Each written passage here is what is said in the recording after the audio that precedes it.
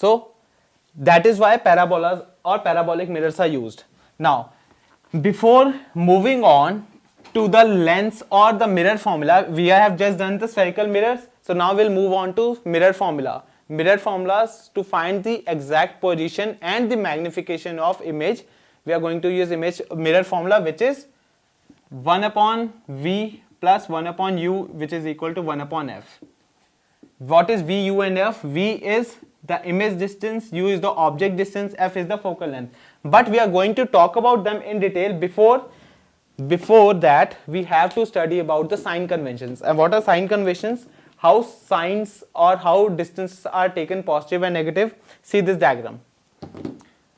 All distances which are on the left side is negative, which are on the right side is positive. The distances which are on the upright or upward side towards the y-axis is positive, minus y-axis is negative. So this whole system, Cartesian format, this always follow a simple sign convention of the line diagrams which you have done in the number line system.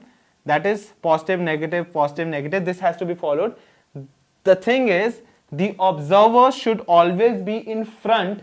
That means on the left hand side of the mirror, whatever mirror here, even if it is convex or concave, object should be on this side.